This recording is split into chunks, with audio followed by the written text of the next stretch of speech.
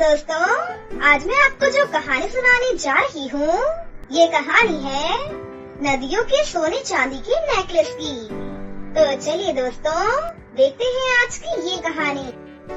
बहुत समय पहले की बात है। सुरभि और पायल दो बहनें थीं, जो कि सोनापुर नाम के एक गाँव में एक नदी के किनारे छोटे से घर में रहती थीं। उन दोनों के माता पिता का कुछ वर्षों पहले ही देहांत हो गया था, इसलिए दोनों बहनें एक साथ उस घर में अकेली ही रहा करती थीं। दोनों बहनों में आपस में बहुत प्रेम था। दोनों बहनों के अनाथ होने की वजह से गांव के सरपंच ने उन्हें अपने घर पर काम करने के लिए रखा था। दोनों बहनें सरपंच के घर की साफ सफाई, झाड़ू पोछा और खाना बनाने का काम किया करती थीं। एक दिन सुरभि बहुत बीमार हो जाती है। सुनो पायल, मेरे सर में बहुत तेज दर्द हो रहा है और मेरा शरीर भी तेजी से तप रहा है। मैं आज काम पर नहीं जा पाऊंगी। कोई बात नहीं सुरभि, तुम आज आराम करो। काम पर मैं अकेली ही चली जाती हूँ। लेकिन पायल, तुम अकेले काम पर कैसे जाओगी? सरपंच के घर पर बहुत सारा काम रहता है। तुम अकेली इतना सारा काम कैसे करोगी?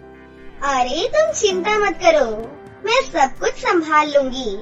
बस तुम अपना ध्यान रखना और हाँ, समय पर दवाई भी ले लेना। मैंने खाना बना दिया है, उसे खा लेना। इतना कहकर पायल सरपंच के घर पर पहुंच जाती है और घर के काम काज में लग जाती है। तभी वहाँ पर वो सरपंच आ जाता है और उससे कहने लगता है, पायल, मेरी बात ध्यान से सुनो। तुम दोनों बहनों को आज के बाद काम पर आने की कोई जरूरत नहीं है, इसलिए आज से ही तुम दोनों दूसरा काम ढूंढ लो। लेकिन सेठ जी, आप ऐसा क्यों कह रही हैं? हम दोनों बहनें तो रोजाना काम पर आती हैं और आपका पूरा काम संभालती हैं। बस आज सुरभि की तबीयत कुछ ज्यादा खराब हो गई थी, इसीलिए वो आज काम पर नहीं आ पाई। अगर हम दोनों बहनों से कोई गलती हो गई है तो आप हमें बताइए ना सेठ जी। देखो पायल, तुमसे कोई गलती नहीं हुई है। हमारे घर में पहले से ही बहुत सारे नौकर हैं और अब मुझे और नौकरों की जरूरत नहीं है, इसीलिए तुम दोनों बहनें यहाँ से काम छोड़कर जा सकती हो। अब समझ में आया कुछ? सेठ जी, अगर आप इस तरह यूँ अचानक से हमें काम से निकाल देंगे तो हम क्या करेंगे? हमारे पास और कोई काम नहीं है। प्लीज हमें काम से मत निकालिए। मेरी बहन बहुत ज्यादा बीमार है और उसकी दवाई के लिए भी मेरे पास पैसे नहीं हैं। आप प्लीज हमें काम से मत निकालिए सेठ जी। तो मैं क्या करूँ?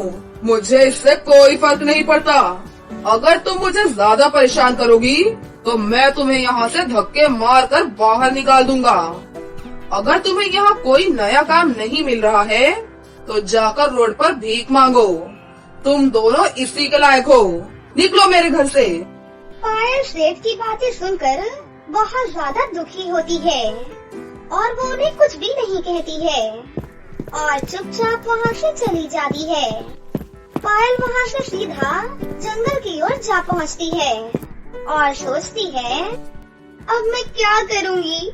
मुझे तो कुछ भी समझ में नहीं आ रहा है। हे ऊपर वाले, अब सब कुछ तेरे ही हाथ में है। कृपया मेरी कुछ मदद करो, मुझे कोई रास्ता दिखाओ। पायल ये सब सोचकर आगे बढ़ती है।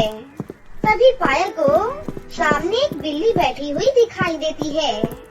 ये देखकर पायल उसके पास जाती है तो वो देखती है कि वो बिल्ली बहुत ही ज्यादा जख्मी है। ये देखकर पायल को बहुत दुख होता है। उसके बाद पायल वहीं जंगल से कुछ जड़ी बूटी लेकर उन्हें पत्थर से पीसने लगती है और उसे पीसने के बाद उस जड़ी बूटी को उसके जख्मों पर लगा देती है। थोड़ी ही देर में वो बिल्ली खड़ी हो जाती है और यहाँ वहाँ चलने लगती है। ये देखकर पायल बहुत खुश होती है और तभी वो बिल्ली अपने असली परी रूप में आ जाती है और उससे बोलती है, बेटा, मैं तुम्हारी परीक्षा ले रही थी और तुम अपनी परीक्षा में सफल रही। तुम एक एक बहुत ही अच्छी और नेक दिल की लड़की हो। बताओ बेटा, तुम इतनी परेशान क्यों हो? उसके बाद पायल परी को अपनी सारी बात बताती है। तुम चिंता मत करो बेटा, मैं तुम्हारी मदद करूंगी। उसके बाद परी पायल को अपने जादू से सोने चांदी की जादुई नेकलेस की नदी के पास लेकर जाती है और फिर परी उस नदी से जादुई सोने चांदी के नेकलेस निकालती है और वो नेकलेस पायल को दे देती है। बेटी, ये जादुई सोने चांदी के नेकलेस की नदी है। तुम इन नेकलेस से जो भी मांगोगी, ये तुम्हारी सारी इच्छा पूरी करेंगे। अब तुम्हें किसी के भी सामने गिड़गिड़ाने की कोई जरूरत नहीं है। अब मैं चलती हूँ। और इतना कहकर परी वहाँ से चली जाती है। पायल वो जादुई सोने चांदी की नेकलेस लेकर बहुत ही ज्यादा खुश होती है। पायल अपने घर पर वापस आ जाती है। पायल घर पहुंचकर सुरभि को सारी बातें बताती है। क्या ये कैसे हो सकता है? मैं नहीं मानती। एक काम करो, तुम इस जादुई सोने चांदी की नेकलेस से कुछ पैसे मांगो, जिससे कि मेरा इलाज हो सके। ठीक है, तुम रुको। हे जादुई सोने चांदी की नेकलेस, मुझे इतने पैसे दो कि जिससे मेरी बहन का इलाज हो सके और ये बिल्कुल स्वस्थ हो जाए। पायल के इतना बोलते ही वहाँ पर खूब सारा पैसा प्रकट हो जाता है, जिसे देखकर दोनों बहनें बहुत खुश होती हैं। पायल सुरभि को हॉस्पिटल में एडमिट कर देती है। डॉक्टर सुरभि का इलाज करने लगते हैं और कुछ ही दिनों में सुरभि पूरी तरह से स्वस्थ हो जाती है। सुरभि के ठीक हो जाने के बाद दोनों बहनें अपने घर वापस चली जाती हैं और उन जादुई सोने चांदी के नेकलेस से अपने रहने के लिए एक बड़ा सा घर मांगती हैं। उनके इतना कहते ही उनका छोटा सा घर एक महल जैसे घर में बदल जाता है और वो दोनों बहनें बहुत ही अमीर हो जाती हैं और वो कभी भी उन जादुई सोने चांदी की नेकलेस से अपनी मनपसंद की चीजें मांग लिया करती थीं। और अब दोनों बहनें हंसी खुशी से जादुई सोने चांदी के नेकलेस के साथ अपनी जिंदगी जीने लगती हैं। महक की मां के गुजर जाने के बाद उसके पिता आलोक ने अपने ऑफिस में काम करने वाली सुमित्रा नाम की एक विधवा औरत से दूसरी शादी कर ली थी। सुमित्रा का भी पहले पति से एक विक्रांत नाम का बेटा भी था। बेटी महक, ये तुम्हारी नई माँ है और ये तुम्हारा छोटा भाई विक्रांत। आज से हम सभी लोग एक साथ मिलजुल कर रहेंगे। बेटी, भले ही मैंने तुम्हें जन्म नहीं दिया, लेकिन मैं तुम्हारी माँ ही हूँ। तुम मुझे माँ कहकर बुला सकती हो। लेकिन महक कुछ भी नहीं बोलती और गुस्से में आकर अपने कमरे में चली जाती है। देखा आपने, चाहे हम उसे कितना भी प्यार क्यों न दे दें, लेकिन वो हमें पराया ही समझेगी। इधर महक अपने कमरे में बैठकर अपनी माँ को याद करके रोने लगी। वहीं दूसरी ओर सुमित्रा मन ही मन बोली, बड़ी मुश्किल से मेरी आलोक से शादी हुई है और बहुत जल्द सारी प्रॉपर्टी भी मैं अपने नाम करवा लूंगी। लेकिन इस लड़की की वजह से मैं यहाँ चैन से नहीं रह पा रही हूँ। इसे देखकर मेरे पूरे तन बदन में आग लग जाती है। जल्दी ही कुछ करके इससे इस घर से भगाना होगा। सुमित्रा के मन में महक के लिए कूट कूट कर नफरत भरी हुई थी, लेकिन आलोक के सामने वो महक से प्यार से बात करने का नाटक किया करती थी। सुमित्रा का बेटा विक्रांत भी वही करता था जैसा कि उसकी माँ उसे करने को कहती थी। ऐसे ही एक दिन आलोक हॉल में बैठकर चाय पी रहे थे। तभी विक्रांत उनके पास आ गया और बोला, पिताजी, मुझे स्कूल से ड्राइंग का प्रोजेक्ट मिला था।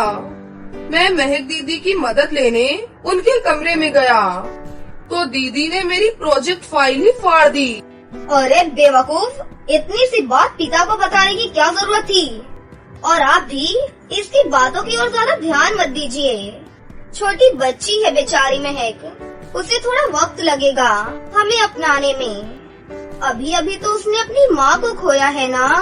फिर एक दिन सुमित्रा महक के लिए नाश्ता लेकर उसके कमरे में जाती है। बेटी महक, कहाँ हो तुम? देखो, मैं तुम्हारे लिए गर्मा गर्म नाश्ता लेकर आई हूँ, जल्दी से खाओ बेटा। लेकिन उस समय महक बाथरूम में नहा रही थी। इसी मौके का फायदा उठाकर सुमित्रा ने खाने की प्लेट कमरे से बाहर फेंक दी और बाहर आकर नाटक करके बोली, अरे ये क्या कर दिया तुमने बेटी? खाने का ऐसे अनादर नहीं करते हैं। खाने की प्लेट कमरे से बाहर गिरी हुई देखकर महक के पिता को बहुत गुस्सा आया और वो महक को डांटने के लिए उसके कमरे में जाने लगे। तभी सुमित्रा उन्हें रोकते हुए बोली, अरे अरे रुक जाइए, आप उससे कुछ मत कहिए, छोटी बच्ची है ना, थोड़ा नाराज है, धीरे धीरे सब कुछ ठीक हो जाएगा। नहीं सुमित्रा, इसका बर्ताव बिल्कुल भी ठीक नहीं है। तुम उसका उसकी सगी माँ से भी ज्यादा ध्यान रखती हो। पता नहीं उसे और क्या चाहिए। आप चाहे जितना भी कह लें, पर मैं तो हूँ उसकी सौतेली माँ ना। मेरा भी मन करता है कि वो मुझे माँ कहकर बुलाए, लेकिन अरे तुम रो मत, मैं महक को हॉस्टल भेज दूंगा, तब उसकी अकल ठिकाने आएगी। जब ये बात महक को पता चलती है कि उसके पिता उसे हॉस्टल भेजने वाले हैं, ये सुनकर महक बहुत दुखी हुई और बैठकर रोने लगी। माँ, तुम मुझे छोड़कर क्यों चली गई? तुम मुझे भी अपने पास बुला लो ना माँ, मैं अब और यहाँ नहीं रहना चाहती हूँ। ये कहते हुए महक रोते रोते सो गई और फिर उसके सपने में उसकी माँ आई और उससे बोली, बेटी महक, तुम बिल्कुल मत रोना, तुम्हें रोता देख मुझे बहुत तकलीफ होती है बेटी, तुम हमेशा खुश रहना, मैं हूँ ना तुम्हारे पास, मैं हमेशा तुम्हारे साथ रहूंगी। मैं तुम्हें एक जादुई नेकलेस दे रही हूँ, इसे तुम हमेशा अपने पास रखना।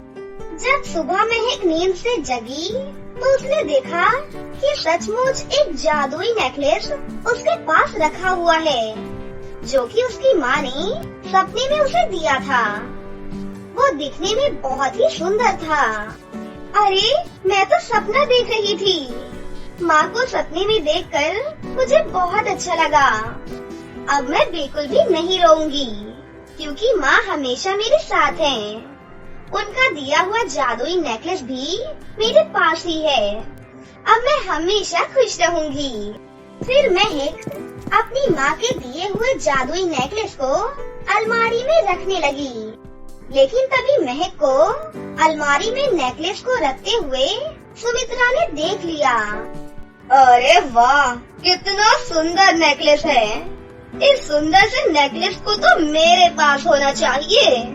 फिर जब महक किसी काम से बाहर गई तो सुमित्रा चुपके से उसके कमरे में घुस गई और जल्दी से जादुई नेकलेस निकालकर पहन लिया। तभी अचानक जादुई नेकलेस एक रस्सी में बदल गया और उसे कस के जकड़ लिया। अरे, ये क्या हो रहा है? कोई बचाओ मुझे।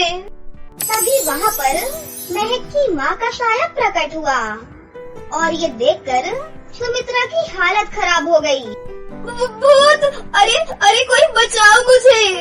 मेरी बेटी को तुम परेशान करती रहोगी और तुम्हें क्या लगता है मैं चुपचाप देखती रहूंगी? मेरे पति के पास फौरन जाओ और अपनी सारी सच्चाई बताओ। जो भी तूने मेरी बेटी के साथ किया है वो भी। अगर नहीं बताया तो तुम्हारे साथ बहुत बुरा होगा, जो तुम कभी भी सोच भी नहीं सकती। नहीं नहीं, मुझे माफ करना, मैं अभी जाकर उन्हें सारी सच्चाई बताती हूँ। पहले मुझे आजाद तो कर दो। फिर अचानक से रस्सी वापस जादुई नेकलेस में बदल गई और अपने आप अलमारी में जा पहुँची। ये सब देखकर सुमित्रा बहुत डर गई और तुरंत जाकर आलोक को सारी सच्चाई बता दी, जिसे सुनकर आलोक बहुत ही गुस्सा हो जाता है और बोलता है, तुम कैसी औरत हो? सौतेली माँ आखिर सौतेली माँ ही होती है। ये तुमने साबित कर दिया।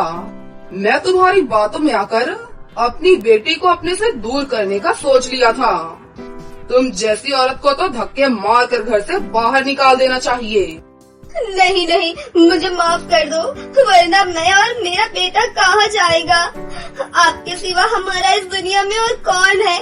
मुझे सबक मिल चुका है, मुझे माफ कर दीजिए।